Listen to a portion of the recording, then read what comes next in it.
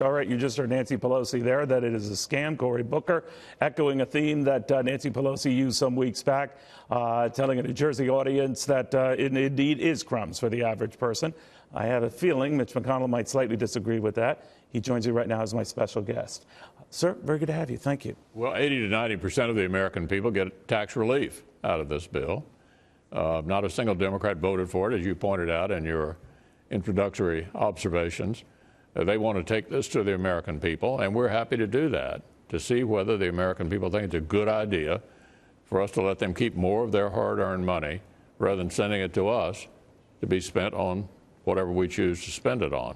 I think it really kind of sums up the major differences between the parties these days, Neil.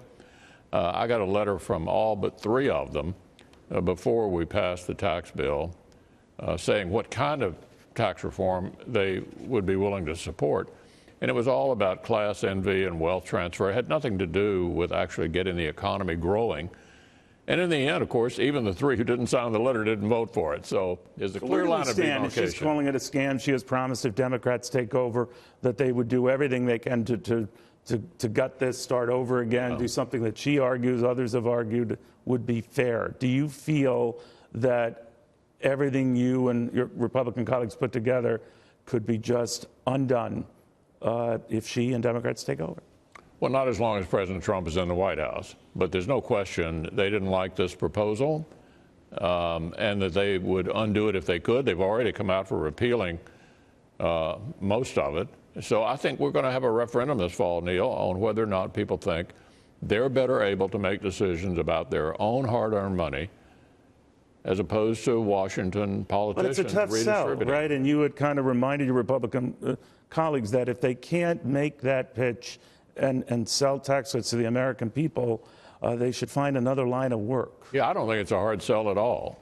Well, apparently it is, right? Because it's still not polling well. It's better than it did initially, but under half Americans who polled on it still think it a mistake. How does that make you feel? We're having this discussion with the American people, but in the end, I think, particularly on the Senate side in states like Montana, North Dakota, Missouri, Indiana, West Virginia, where we have competitive races, I think it's a pretty good argument to make that we allowed you to keep more of your hard-earned money than sending it to Washington. All right. Now, the battle back and forth, Wall Street has been loving this. Companies have been loving it. They've been reporting much stronger earnings as a result of this, Senator. Do you get a feeling, though, that that's getting missed, that something is getting missed, or that this has turned into class warfare, that it did tilt disproportionately to corporations or upper income? How do you counter that, especially when your candidates go to the polls? Well, on the corporate tax relief, Democrats during the Obama years were for that.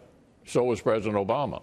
It was only when the president changed that all of a sudden they didn't support lowering corporate rates. And the reason during the Obama era that President Obama was for that is the same reason we're still for it, which is to create more jobs and opportunity, make our corporations competitive in the world economy. We now have a competitive tax rate. We can compete with other countries. That means more jobs, more opportunity for Americans, and it means more jobs coming to this country rather than being set up someplace else. Nevertheless, you would express some concern about the president's tough trade tack versus the Chinese, particularly on tariffs. Do you think that jeopardizes the gains you've had from the tax cuts? Well, I am concerned about tariffs. We all know the Chinese have been stealing our intellectual property for years, and whatever we can do to turn that around is a good idea. So maybe the approach he's taking is working. But we've got a lot of agricultural exports. Much of it goes to China. Many of them from farm states that voted overwhelmingly for the president. Whatever we're going to do on trade, I'd like to see it wrapped up by late summer so we can get back on message here on tax reform. You know, you talk about tax reform and everything that's going on, sir. There seems to be, I don't know if a battle is too strong a term, but a difference of opinion from your House colleagues to your Senate colleagues. Paul Ryan had said not too long ago, I'm proud of the House consistently passing these bills. The Senate didn't, so there's more to do.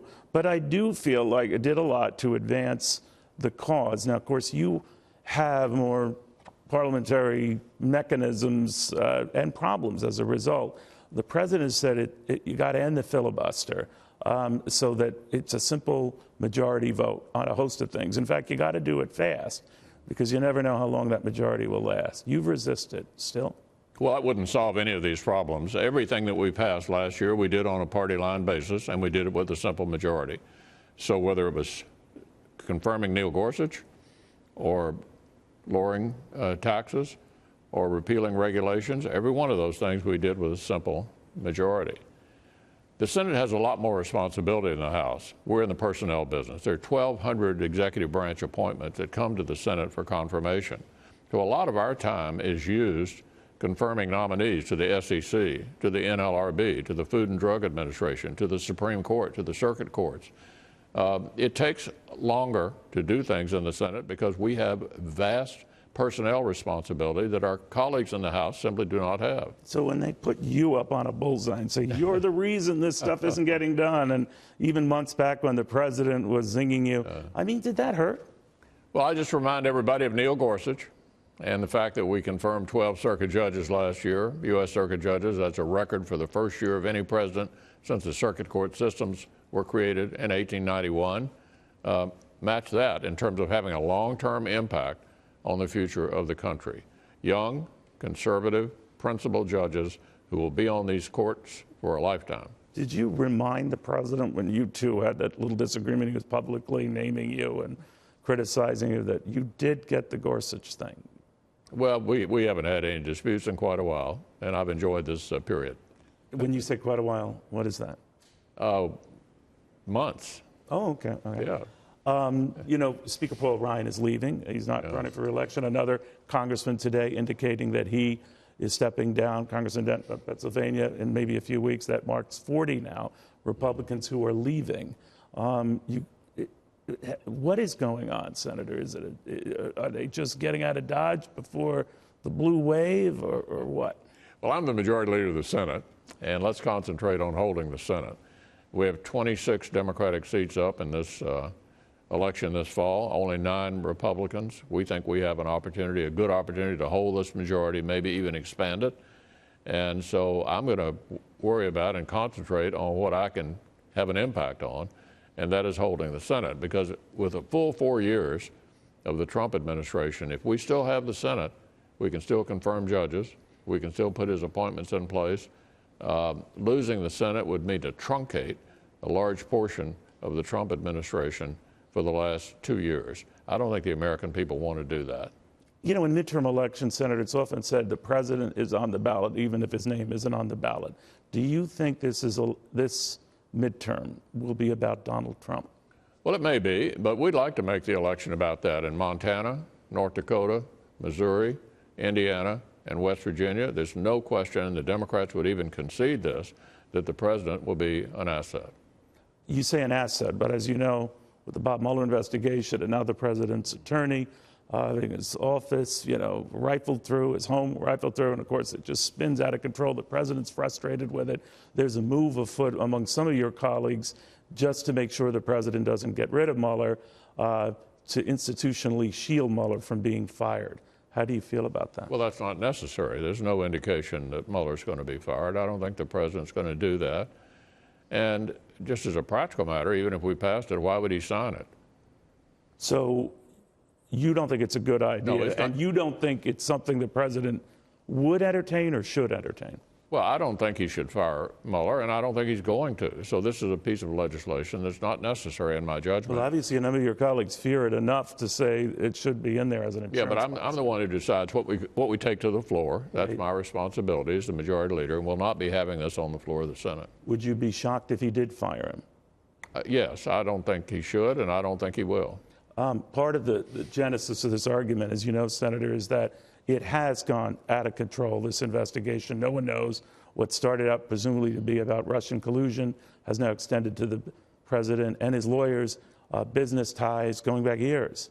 Do you think the president has a legitimate beef to say this is out of control? Look, what I'm trying to do, Neil, is to concentrate on what we can do here in the Senate. The Senate Intelligence Committee is engaged in an investigation about potential Russian collusion in the election. That is their sole responsibility. The Justice Department has a whole different line of inquiry that we're not involved in. And so I'm going to concentrate here in the Senate and have my colleagues voting on things that are relevant to moving the ball toward the goal line on every single issue that we think we can pass and put on the president's desk between now and November. Are you surprised Jeff Sessions is still in the job? No, I think Jeff Sessions is doing a good job, and I think he should stay right where he is. Why do you think he stays in that job with all the abuse he gets? Well, that's the president's decision. He works for the president. Would you take that day in and day out if the president were knocking you and saying you're this or that? Look, I'm glad Jeff Sessions is where he is. I served with him for 20 years in the Senate. I think he's doing a good job as Attorney General, and I'm glad the president is keeping him right where he is. I'm switching to Syria, Senator. A number of your colleagues as well want to remind the president on the Republican and the Democratic side that you got to be a little careful here, that you just can't willy-nilly go bring us into foreign conflicts without any endgame or consulting Congress. Do you think the president was justified taking the action he did in Syria, first off? I did. And it's eerily similar to what President Obama did and what President Trump did a year ago. The message is, if you're going to use chemical weapons in the 21st century against your own people, or against anyone for that matter, the rest of the world needs to send you a message. And this was done very cleanly with our allies, the British and the French. So if he were to do so again, Senator, on the belief that Assad was not getting rid of the chemical weapons or whatever, it would be justified. Again, this measure again by Senator Tim Kaine, Bob Corker, to rein that in or to check with Congress would be overreach? Well, that's a different issue, whether or not we pass an authorization for the use of military force. My own view is the administration clearly has the authority to do what they have been doing, not only these kinds of strikes, but we have some personnel in Syria. We did when President Obama was there. My own view is that the existing authorizations for the use of military force are adequate. I believe that's the view of the administration as well. There are those on the Foreign Relations Committee, as you suggest, who want to do a new, what we call AUMF, authorization for the use of military force. We'll have to see whether they report something out, and we'll take a look at it. All right. The president, meanwhile, is looking at this $1.3 trillion spending measure, wants to rescind a lot of that spending. Mm-hmm. Are you okay with it? Well, he agreed to it. You know, he was involved in the negotiation and signed the bill. But he warned, I'm never going to do this again. Yeah, but we had an agreement with the Democrats, and I don't think so you're surprised by what he said when he came out and criticized? You can't make an agreement one month and say, okay, we really didn't mean it, and come back the next month and say, oh, we really didn't mean our agreement. So was his shock legitimate when he claimed that he was stunned by what was in there? Well, he may have been, but he and his people were involved in the negotiation. They agreed to it, and he signed the bill. Do you follow the stock market as much as the president? Do you like what you're saying? No, I don't. Do you think it's a mistake when he quotes it a lot? Look, I mean, he can follow whatever he chooses to. I think he's doing a good job on a whole lot of things that are important to the American people, keeping his commitments on judges, on taxes, on regulations. And I think the American people are vastly better off than they would have been had Hillary Clinton been elected president of the United States. And you're looking at these tax cuts on the 1 year into this on tax day, that more Americans are going to see it and appreciate it by the time they get to the polls in November, enough to protect majorities in the Senate, where you are, it looks a little more likely, and in the House? Yeah, I think it's an asset for us going into the fall election, a clear asset. All right. Senator McConnell, thank you very, very much. Thank you, Neil.